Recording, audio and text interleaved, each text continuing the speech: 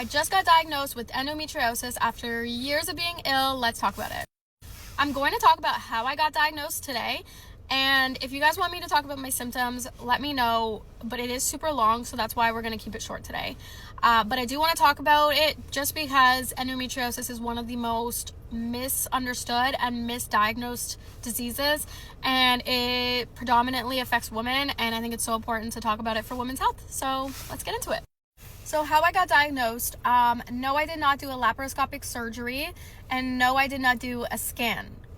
I know, that's usually how you get diagnosed. I actually found out because I made an appointment with my OBGYN, and I wanted to raise my concerns to her, my ongoing symptoms for 15 years approximately.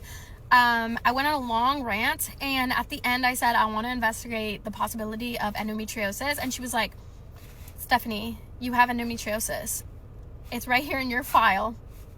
News to me. Anyone who has dealt with endometriosis or a chronic illness like this will understand like the amount of relief I felt, which is weird. Like, I'm not happy about having it. I already had it. I'm just happy about having answers and feeling understood, feeling like I'm not crazy, and feeling like people believe me, if that makes sense.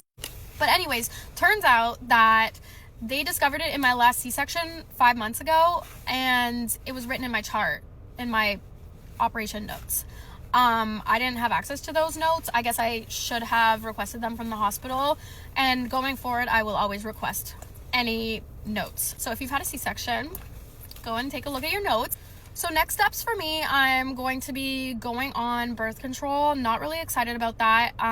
I know that the gold standard for getting rid of endometriosis is usually a laparoscopic surgery, and I am waiting to get more information about where exactly the lesions are in my entire body, and then decide from there. I wouldn't mind getting a surgery if it means my symptoms go away, but I know that that's not always how it works with endometriosis, so we'll see, taking it one day at a time. If you're having any symptoms that you think might be endometriosis, I definitely recommend bringing it up to your doctor, because it is, like I said, super misdiagnosed and underdiagnosed. It occurs in every 1 to 10 women, which is insane to me, and there's just not enough research about it.